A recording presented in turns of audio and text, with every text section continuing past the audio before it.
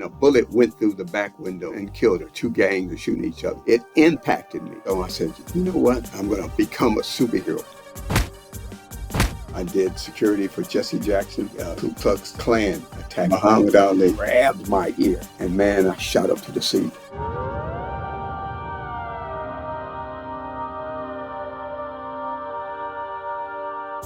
Welcome back to No Man's Friend. I'm your host, Garrett Van Team, and I'm sitting down today with none other than the urban superhero, the Black Superman, DangerMan.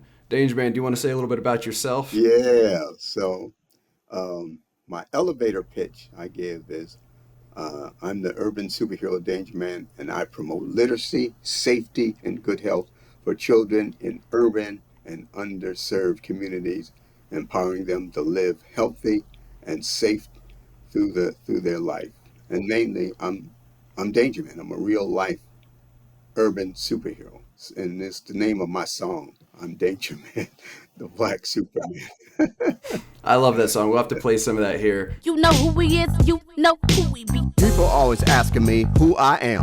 I'm DangerMan, the Black Superman. He's DangerMan, the Black Superman. He's DangerMan, the Black Superman. Do you have powers like Superman? I wonder where that relation comes from. No, the powers come from my, people ask me, so people always ask me, what are your superpowers? And I tell them my greatest superpower is being able to talk to children and empower them in having dreams and reaching their dreams and living a healthy lifestyle. So your power is the empowerment of others. That's awesome. Yes. Yeah. So, and then that kind of brings us right into what you touched on already, which is that there's a different way to be a superhero than to say I think it's called vigilantism, when you go around beating the crap out of crooks. That isn't what you do. No. Well, tell me about that. But in my film, I have a crime series, so that I'm doing. So in the film, though, I'm actually a crime fighter. Okay. And I have two films. It's actually the first two episodes. Okay. And in those episodes, I actually not really, maybe kind of like a vigilante, because I see crime out there and I want to stop it. So I become DangerMan. You also have a bat in that movie, don't you? Yeah. Yeah, Garrett. I have a bat. And it has my name on it. Yeah. Tell me about that. How do you come to that when you don't, I assume the bat's real. You have the bat somewhere. Yeah. They have the bat is real. Do you ever take it out? Yeah. But not, it depends on if I'm doing certain shows or if I'm making special appearances. It depends on the appearance whether I take the bat with me. Okay. Because it's, I made the bat. Okay. And so it's designed, it has my name on it and everything. And just like I have a shield, a DangerMan shield. Okay. And but the bat, because DangerMan doesn't use guns, that's what he uses for defense and to go after the bad guys in this film is his bat. Okay. Because I have this thing on gun violence. All right. And so instead of run around, a lot of superheroes, they have these big guns and they're shooting people. I use my bat. Well, let's talk about this movie. Is it based on reality, or is it like your origin story? Or how does the movies come to be? Because there's also a first one. Okay, yeah. There's the first one, which is Girls Aren't for Sale. I had this vision when I was starting DangerMan. I said, we need to stop these pimps, and so I came up with a storyline where DangerMan, I actually wrote half the script, where DangerMan, through his alter ego, encounters some human trafficking. Okay, and then he goes after the human trafficker because he's already DangerMan. Okay, and stops these guys like kidnap 10 girls, and he rescues them and brings them back. Okay, and so then the next film is like it's actually number 2. We don't call it Danger Man 2. We call it DangerMan Returns. Okay. And DangerMan Returns, and that's in the story of the film where Danger Man's wife, his significant other, is murdered. And so he decides, I call myself a superhero and I can't even stop my own family from getting murdered. So he comes back as Danger Man after a long stay of just, drinking. And there's the newscast. On the newscast, they're not, the news reporters are saying, there's crime in the streets. It's everywhere. Where is Danger Man? Has anybody seen Danger Man? Okay. And so then I come back and then go after these guys and bring down some more criminals. And then I decide, you know what? I'm going to keep on, because my wife would have wanted me to stay in, to stay and clean up the city. It's also where you have an AI named Zena, which was pretty ahead of the game. The story about Zena being our AI, that goes way back over about 12 years ago when our first comic book came out. She's in our first comic book, okay? And where she actually controls the Danger One. That's the name of my car. And so the car talks to me, okay? And like Knight Rider used to talk, okay? And so, but it's her, Zena's voice, and she controls the car and help Danger Man do what he needs to do. And in the car, there's actually a computer. Zena, get me the state capitol. Okay, picture will come up of that, and say, okay, that's who we're going after right there. Okay, so, and that's been in the car. It's actually in the car. Okay, so when I go to this events, car isn't just in a cartoon. This is a real car as well. oh yes, yeah, it's a What real car. what kind is it? Yeah, Tell me about it. it's a Ford Mustang GT. Okay, and I had it completely redone. Okay, the car used to be gray, but now it's yellow, and it has our logos on the roof of the car. It has a huge logo, the big D, that is designed to help Danger Man while he's out fighting crime. So yeah, it's really, it's and then we take it to events. We'll go to events, and the kids like it. They come up. They don't get to get into it. That helps, makes it more mysterious. Okay, I'm sorry, little Johnny, can't let you in the car. It's some secret information in there. Oh, okay, thanks, man. And the schools love it too. We pull up on the playground. And say, oh, Danger Man has his car. So So you yeah, mentioned these schools and outreach that has to do with kids. right. What came first? Were you creating this character at some point and then you started doing the outreach, or were you trying to figure out a way to do outreach and then created the character? Okay. Well, I I was working on the outreach because um, what happened, there was a little girl that was killed. Okay, and so This is one a true morning, story. true story. One Okay. morning I got up and because we're talking about 25 years ago. Okay, so I got up one morning, saw it on the news, and this little girl was in a car with her parents going to her cousin's birthday party, and a bullet went through the back window and killed her. Two gangs were shooting each other. So when I saw that story, it impacted me because back then, 25 years ago, kids were getting shot, but not like they get shot now every day. Okay.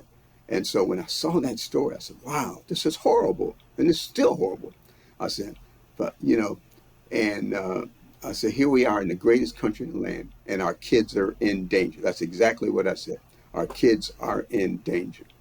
And uh, and so I said, what can I do to help? Because that was before I created Danger Man. Okay. So where the actual finalized Danger Man came up is I went to this movie called Long Kiss Goodnight, Samuel L. Jackson and Gina Davis, and he played a private investigator. Okay. And in this movie, he was trying to help her because she lost her memory or something. And then when she found out that in her other life that she was a secret agent, so they worked together throughout the movie. He got shot and beat up and everything. Car ran into him and everything. And so when I came out of that movie, I told my friend, I said, "Wow, look at that, Samuel Jackson." I said, he was like a danger man. Okay, it just came out before, you know, and that's what I'll do. I'll name myself Danger Man. Okay, and so that's where the official kind of, naming came through. Okay, and so I said, you know what, I'm going to be, I'm going to create, I'm going to become a superhero so that I can empower kids to live healthy, to stay away from guns and gangs and all that. That doesn't mix. Guns and kids don't mix. I was saying that day, guns and kids don't mix. And because I used to be a private investigator when I was in Denver. I had a security agency and I was a private investigator for 15 years. And my agency, we did bodyguard work, we did background checks, I went after some bad guys. Okay, a couple of murder cases. There's a book now, out now about a murder case that I worked on in Utah, where this guy murdered his wife. He had a lot of insurance money, double indemnity, like a $250,000 policy that turned into $500,000, and then he was trying to get a business that they had, and I worked to help save to keep him from getting the money and getting him in prison. Okay, so I had that in my background. Okay, and so I said, so it kind of all went together, and next thing you know. So you already had experience seeing some of the darker parts of humanity a bit, Yes, being a private right. investigator. So then what do you think it was about seeing the child being shot that set it off in a different way? Well, it was, I think, the fact that this innocent kid who was with her parents, and when you think when a kid's with their parents, that they're safe, that they would be safe, mom and dad, we see that now, okay, with stuff. But yeah, I think it was a fact that this shouldn't happen. This is America. That it should not happen. Okay. So you had this background where you'd already had experience with law enforcement and seeing how people could act at their worst, and then you saw this horrific incident that inspired you to at least if not inspired the character, told you something needed to be done, and then you saw this movie with Sam Jackson that gave you the idea for Danger Man. So I'm starting to see how it all comes together. What did you do when you first got the costume together and you first took on the mantle of Danger Man?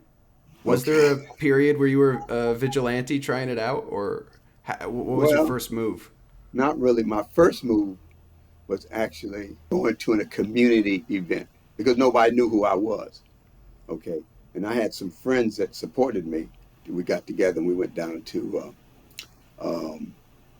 KJLH radio station, which is owned by Stevie Wonder. It was Thanksgiving coming up, and they had this giveaway. They were giving away turkeys and other things like that.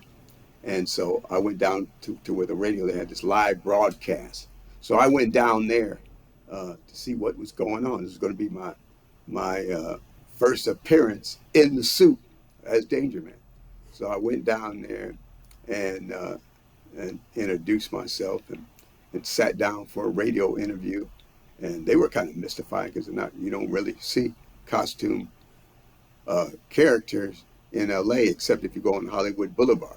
Okay, and at that time I stayed away from Hollywood Boulevard because I didn't want people to get confused, that thinking that I was there trying to, because the guys on Hollywood Boulevard, they make money if you take pictures with them. Okay, pretty simple to me that we needed more heroes and we needed more black heroes. Okay, so I agreed and I just used that to go to more events. And then there were some groups who are vigilantes who heard of me and they said, hey, we're doing an event down here. Oh, we went to what's the Comic-Con. They had me meet him down there at Comic-Con, and we did some food giveaways down there and clothing giveaways, and there were about 20 of us that had come from different parts of the country. Okay, and but I wasn't really into doing a lot of that street stuff because I used to, because you don't have, well, when I was a private investigator, I had gun permits. Okay, I used to carry 2 guns. I used to carry a 45, and I used to carry a shotgun. And I had, I was licensed and had a permit. So whenever I got, first thing I do, I get up in the morning, put on my gun. Okay, because that's the work that I did. Okay, and so I didn't feel right walking up and down Hollywood Boulevard at night, at midnight, with other guys, and I didn't have my gun on me, just to be walking up and down, tell some guy who you don't know if he's armed or unarmed. I don't know. Some of it seemed kind of crazy to me at that time. Were these other heroes, or I don't know if you'd call them heroes, vigilantes, as you said, were they serious, or would you say they were more messing around? Or no, they were serious. Okay. Would you name names then? I mean, give them the due credit. I can't think of their names now. Wow, DangerMan. No. I'm sorry. No. Well, it was a long time ago, but I kind of wanted to. Yeah, I was asking because there are other real life superheroes. There's even an entire Wikipedia website to track them and tell you which ones are active and what's known about them. And you've got a page on there as well. And I was wondering how many of them you knew about and the broader community in general. Well, there's one guy I know about is Phoenix Jones, and he's black. I think he's probably one of the only ones that are black, and he's been arrested a couple of times and he's gotten into a lot of incidents. Okay, but I think he's a guy he's a lot younger guy. Well, I know Phoenix Jones is a big name because he actually he had I forget what the number was, but he paid like an insane amount of money to have his super suit with full armor and everything. And then I believe there's even like a documentary about him because I think his fall was that they found out a bit later he was also selling drugs. And then why he went? I understand he went to some event where there were some kids and he was standing up there in his suit and told him, "Yeah, hit me in my chest," and the kid hit him in the chest and broke his finger. Okay. Oh. And so they weren't real happy about him coming back. Okay. That's something I could see very much in a movie. It's even the thing Houdini used to do. He used to go around and hit me in the stomach. So it's I can see why some of that would almost feel like, oh, of course that's what you do as a hero, but it doesn't all translate. No, it doesn't. It's not. It doesn't really make much sense, but he didn't, and they weren't happy about that. But he's gotten a lot of press for just other things. He went into a street drain, up under the street, to get something that the cops needed for something they were trying to. I don't know why he thought he should do that. But Did he get I never met him. He got it, whatever it was. It was down. It was a bullet or something. Okay, and he's gotten a lot of media. Then I think he went to Europe, not to Europe. I think he went to Britain to do something over, and they invited him over there to do something. Okay. I'll say, just in case he's watching, I think he deserves some credit as being, because I think he kind of paved the way for a lot of people in terms of even being aware that there were people trying to be real vigilantes. Yeah. So there was a lot of footholds to fall into, and he probably fell into most of them before anyone else. So I think there's a level of fairness to say he's done a lot of good, and there were people that he saved actually going out on the street and putting himself in danger. Right. Yeah, because there's some areas where he was at where there were people that were people were coming from nightclubs and walking back to their cars and just through the neighborhood. And there are some recorded activity where he actually stopped somebody from attacking them. So, I think, I do think he's done some good. And I look forward to meeting him sometime, How did you know from the beginning that you didn't want to do the vigilante route? And then maybe you could tell me more about what it is you do. Okay. Well, I think it was because I'm a sales and marketing guy. Okay, and so I know you can't see that on your camera, which says Danger Man. Okay, all right. So when I found out, when I was going around and I'd go to events, when people saw my name, it was a whole different effect. I'd come into a big event and people would say, "Hey, Danger Man," or they'd say, "Oh, here's Danger Man." Okay, because they knew who I was. A lot of these guys, even Phoenix Jones, they don't have their name on their suit. Okay, some of them dress real weird. Okay, and just have like real scary outfits on. Okay, I didn't want to scare anybody. I wanted to work with children and young people to help them and inspire them. Okay, because what I do is important, and I want people to understand. I want to get the credit for what I do only because uh, that further down the line, as we merchandise and because it's important that people understand that we should have more black superheroes. Why So, is that important? It's probably a very dumb sounding question, but yeah, people have asked me that. Why is that? Okay. Well, kids need art, especially black and brown kids need to be inspired. They need hope. Okay. And need to understand that they can too be whatever they want to be. If you want to be a superhero, if you want to be a pilot, if you want to be a teacher, if you want to be a judge, you can do it. Okay. Just prepare yourself. Okay. So, uh, let inspiring people to, and kids, because I'd have kids come up, oh, I want to be a superhero too. Okay. Like you, Danger Man. All right.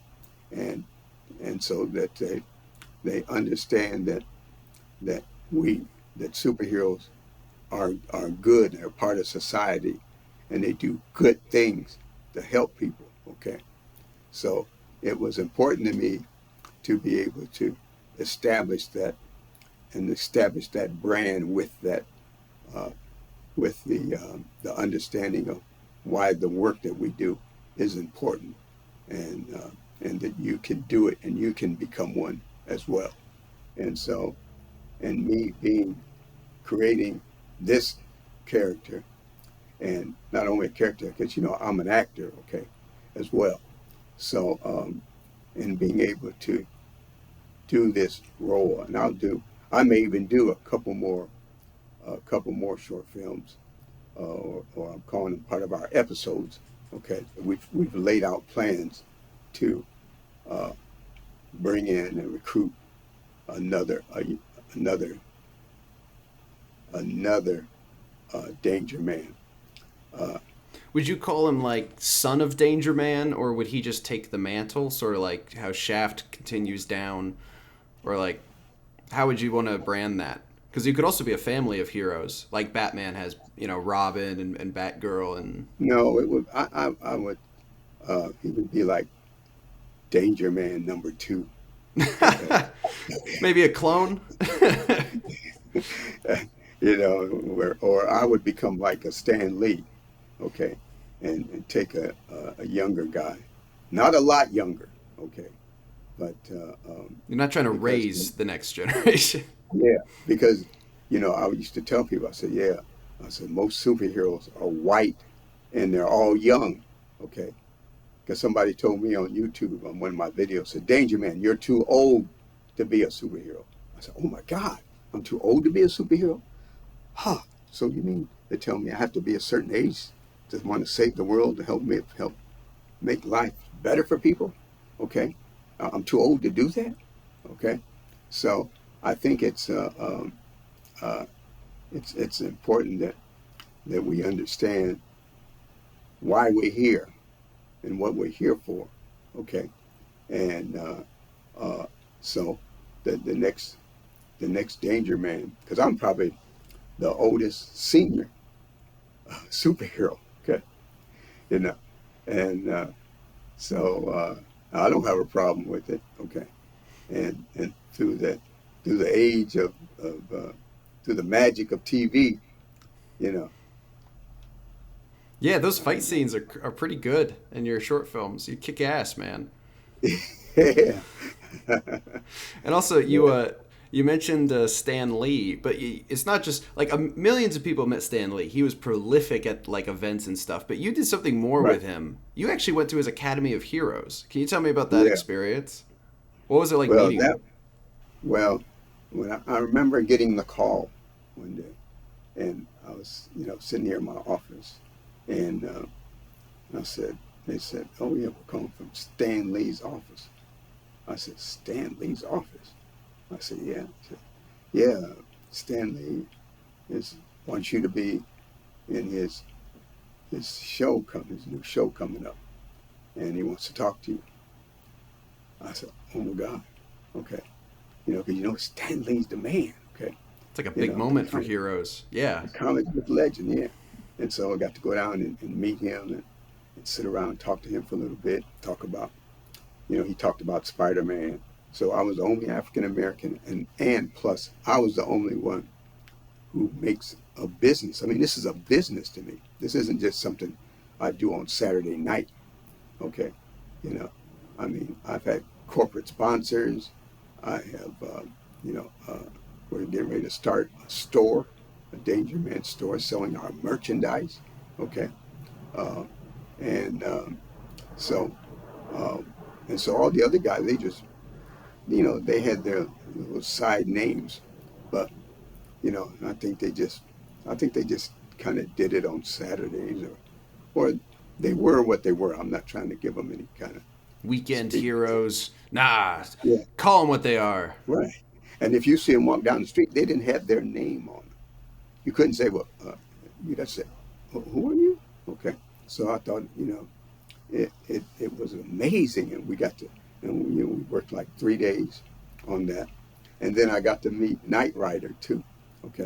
Right, because so it wasn't just to set the scene. You met Stan Lee, you presented him your comic book, and you guys had a conversation together.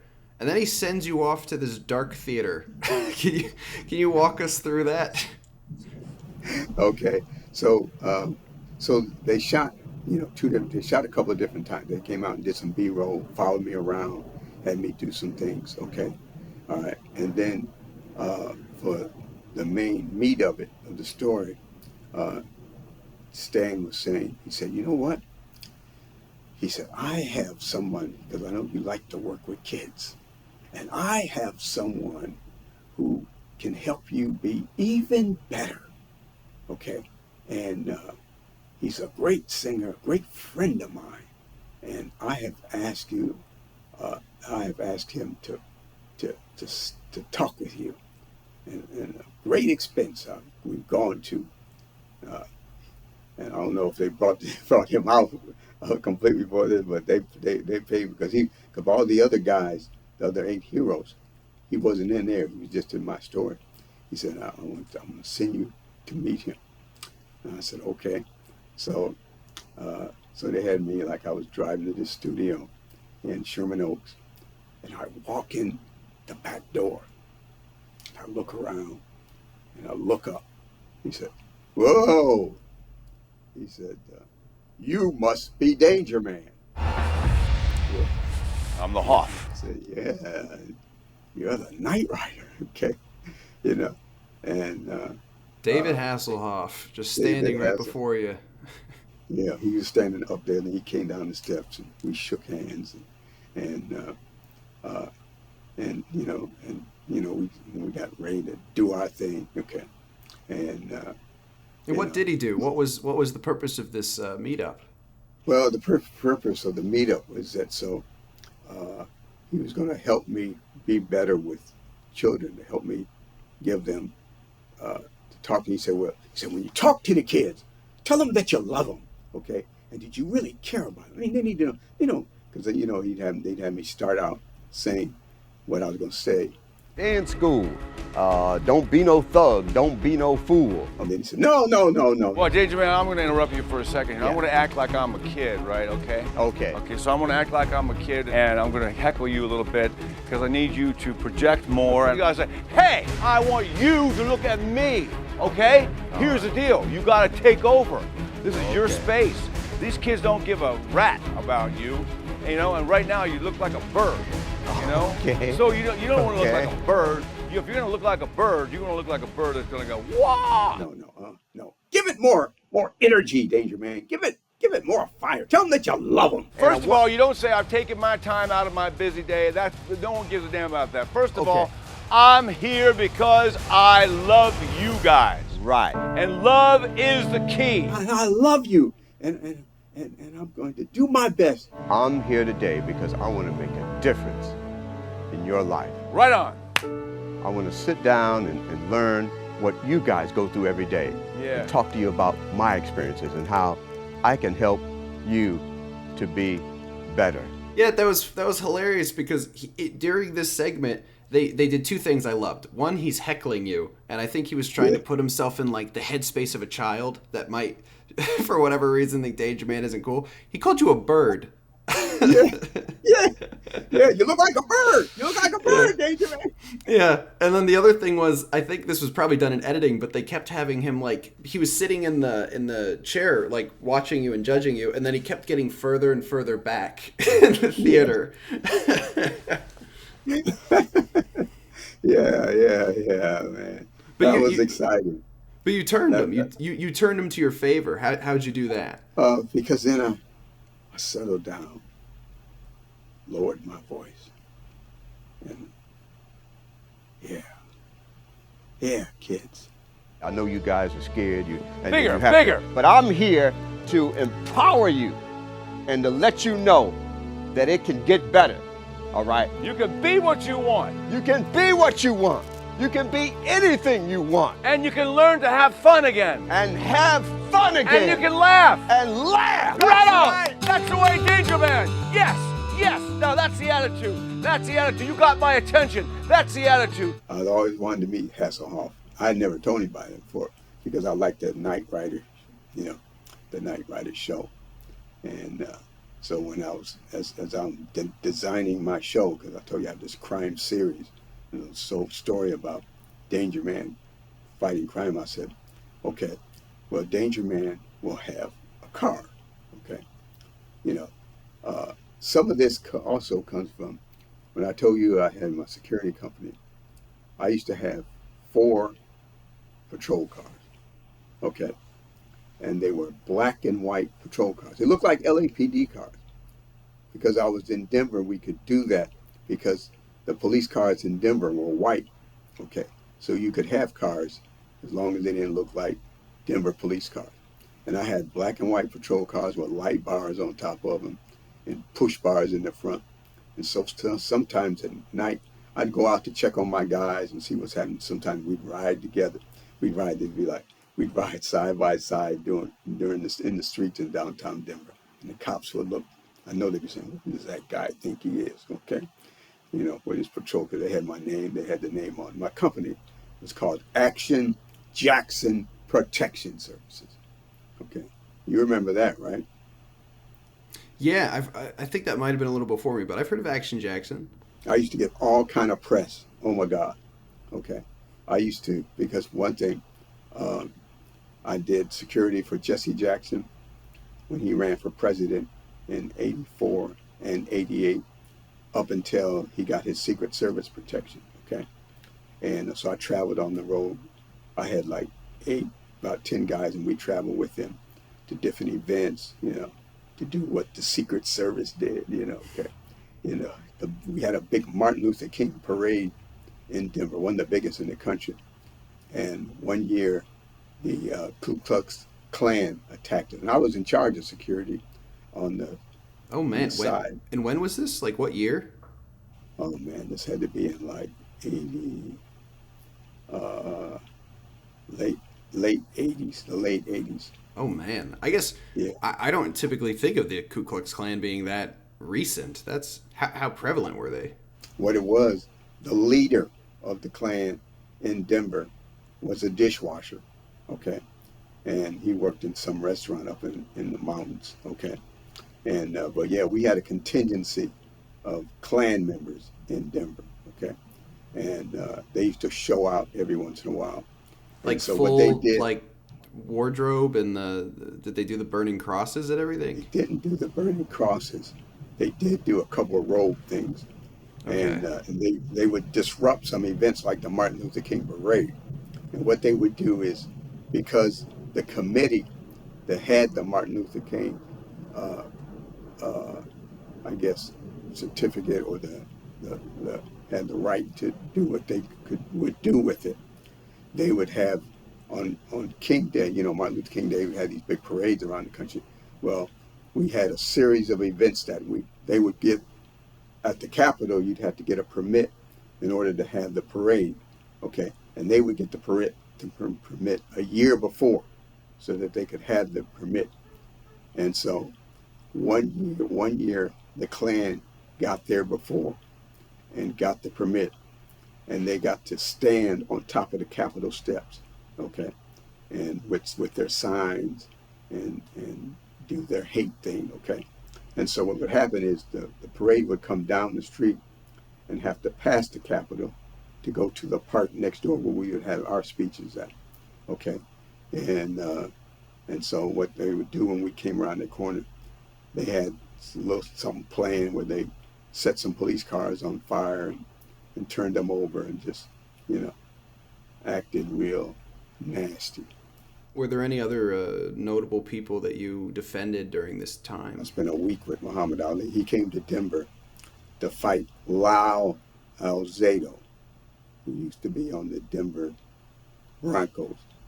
And Lyle Alzado thought that he wanted to become a boxer. So he challenged Ali for a, what do they call those fights when they have these little exhibition fights? Okay. And of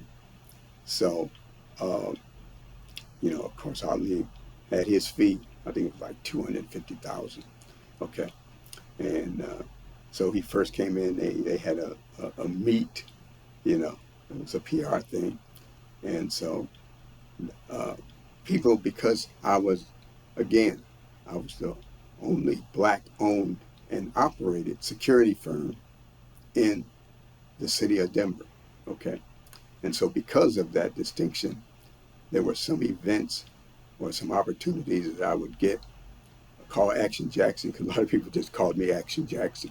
Okay. And so I'd get those opportunities, and that's how it worked out with Ali. And so we got him squared away, and then he had to come back. He was going to come back in 2 months to actually do the fight. So when he came back in 2 months, it was like, man, I was just amazed. Ali was just really, I had, for 4 or 5 days, I had to drove him, attended all the events with him. What was he like? Was he like in the biopic they made about him, or how was he in person? Oh, he was just more in person. He's big. For one thing, that was at a time when we didn't have security at the airport. Okay, where you had to go through metal detectors. So when we got to the airport, we got to go on the plane and walk him off the plane, go to his seat. Yes, Mr. Ali. Oh, okay. And he get up, and we just escort him off the plane down the hallway to where we had the cars parked, and people just were all over him. And he didn't walk. He kind of slumbered. He was such a big guy. He just didn't walk like you and I walk. But he didn't turn anybody down for autographs, and people, and we were right there on him, and especially the ladies. All the ladies just loved. Women used to come up to me and give me their numbers and say, can you call me? I want to meet Ali.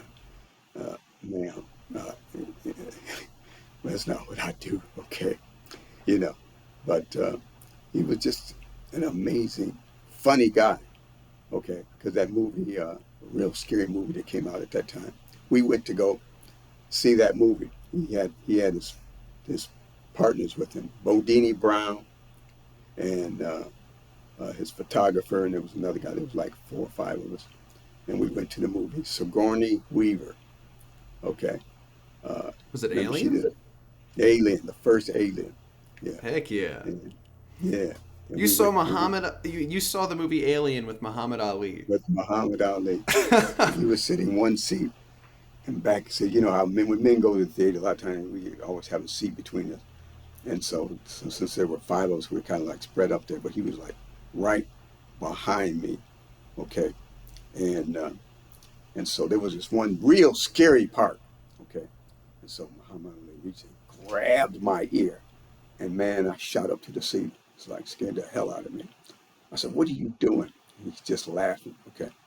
And, and then another time we were riding, and we were low on gas, and he said, "Man," he said, if you run out of gas, I'm gonna kick your ass, okay."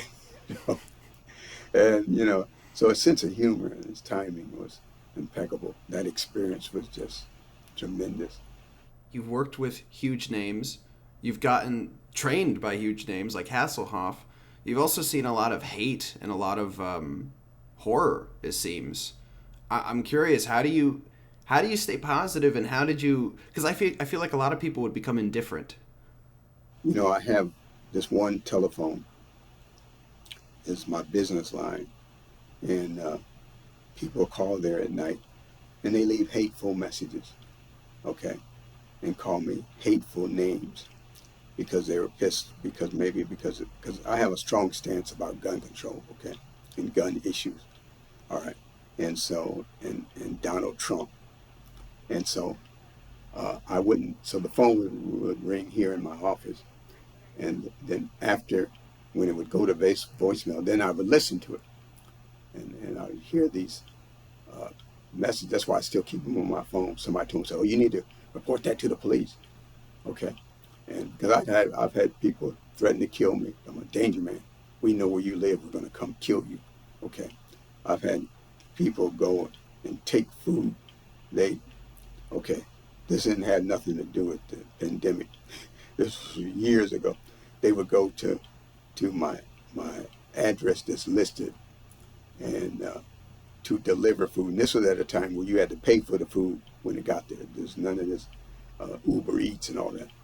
And so my mailbox place would call me and say, they say, "Hey, Danger Man, somebody dropped some food. They got some," no, they didn't drop it. "They have some food over here. You need to come pay for it." I said, "I didn't order it." Okay. And one time they did like 10 people. They would just put in, people would fake call my office and put in fake calls to get my response, to find out where I'm at, And so, of course they wouldn't catch me, but I knew that there's hate out there, okay? And so what I would do is, because I do a new YouTube video every day, and so I'd just come back and do another YouTube video, inspiring people. Don't hate. Hate is not the answer. All right.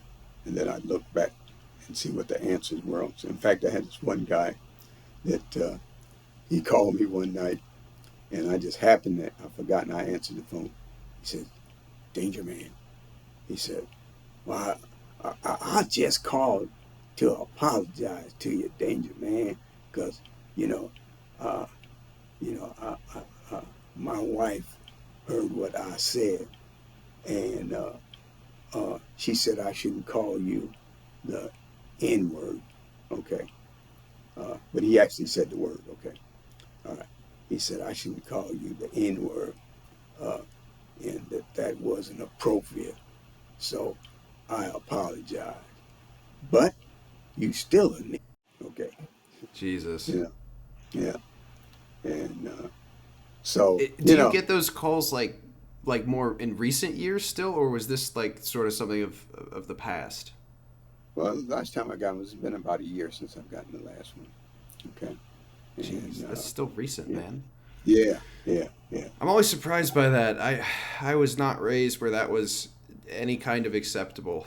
So, and then you kind of get into the thinking like, oh, because I never saw it, it must not be there. But like, that's wild, man. I can't believe that'd be as recent as 2023. Right.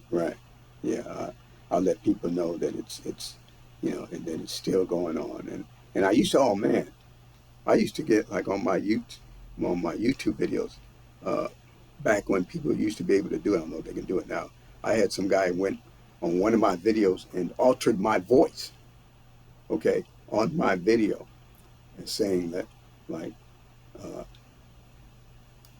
something like I'm a pedophile. Oh, I'm Danger Man. I'm a pedophile. You know.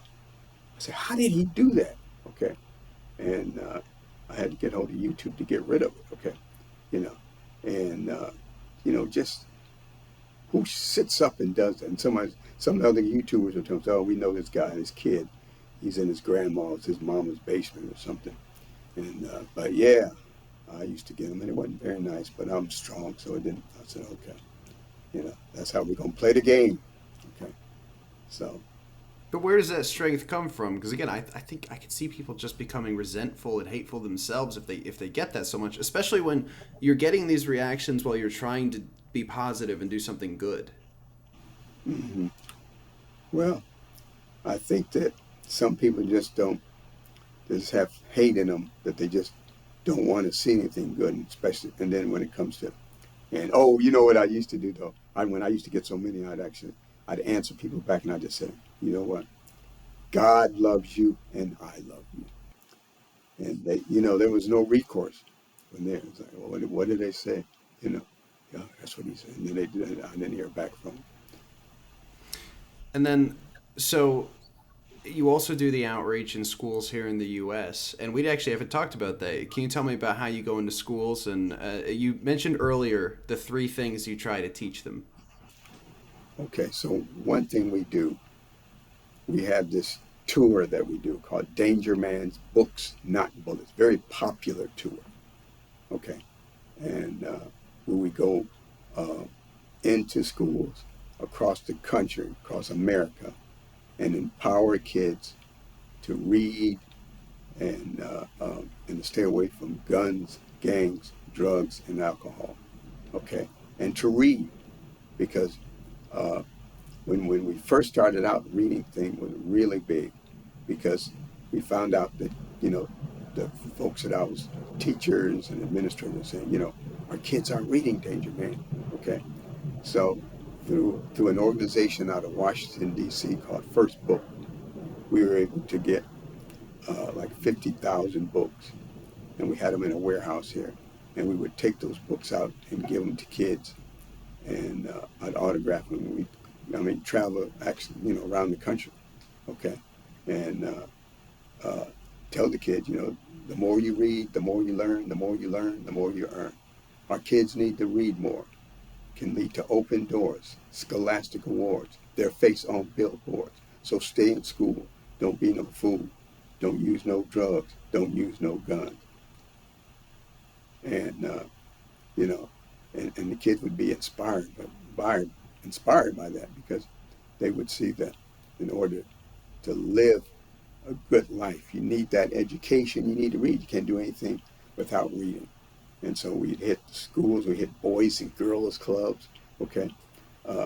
We'd go into some urban neighborhoods in like Pennsylvania and other states, New Jersey, where the windows and the halls were bullet ridden, had graffiti on them, and go in there. I was at one school in a big room talking to some kids, and I had them. We were really on it. And then this other little kid runs in the room, busts the door open. He said, hey, Danger Man, there's a fight in the lunchroom. There's a fight in the lunchroom. Okay, we need you. I was like, did he really do that? Okay. And, I was ready to go with that. I wasn't security for the school. And then this big black guy comes up behind him and said, don't worry about it, Danger Man, we got him. I said, okay. Gave me faith, because otherwise, the kids, they were ready for me to go too. Go help Danger Man, So that was kind of comical. Okay. The first step is making sure that our young people can read, and that they understand what they're reading, and help them create a joy and an understanding for reading and for getting an education. Well, I think that's a pretty good place to stop at such a positive message, given all the stories you've told me today. But I have to ask before we go, how do you feel about the current era we're in with superheroes in media, like the films coming out, the TV shows. We've got Marvel. I think they just announced Robert Downey Jr. is returning, which is kind of big news. Yeah. And then you've got, on the flip side, you've got The Boys on Amazon, which is very graphic for superheroes. And I'm just wondering, how do you feel about both the popularity and what it's yielded? Well, I love the popularity because superheroes, it kind of died out there for a while. But I think some people are taking advantage of that. That Boys, one of the Boys you're talking about, I've heard about it, but I haven't had the opportunity to see it. Okay. But I do like, here's a story for you. So when I was creating DangerMan, and so I was getting my trademark, and so I was trying to get the trademark as DangerMan, the urban superhero. And so my attorneys got a letter, it was a long time ago, from Marvel saying, well, we're going to protest this guy getting this, we don't want him to get this for DangerMan, the urban superhero, because it will set a precedent, okay, that we don't want to. Because, they used to, I guess maybe they still do, Marvel or and DC Comics, they owned the word superhero. Did you know that? I did not know that. That's wild. Yeah. So they were worried that if you got a copyright for the urban superhero, you'd be impeding on theirs somehow. Yeah, right. That's right. goofy. But, that's like that app trying to copyright the word saga. That was a couple years ago. But they told me, well, we'll let him use it, but we don't want him to think that he owns it or anything. Okay, and that's, you see, they didn't know that, they didn't think that I'd be where I'm at now with it. They said, oh, well, we kind of like that thing he does with the kid. That's good. Yeah, let's keep him there. Okay, and so got to hold on, hope for hope, and be ready to take on new challenges. Okay, because this is America, and we are the greatest country in the land, and we can do it. Okay, and we need to watch out for each other. Okay, and help each other when you see somebody being attacked or in some kind of despair. Do what you can do to help them. Okay. Well, DangerMan, I think that's a wonderful place to stop. Good sentiment from a good superhero. Thank you so much for coming on my show. Thank you. I appreciate the opportunity. Hey, danger. He's no stranger to it. Watch him do it. Danger. He's DangerMan, the black Superman. I'm DangerMan, the black Superman. I'm danger.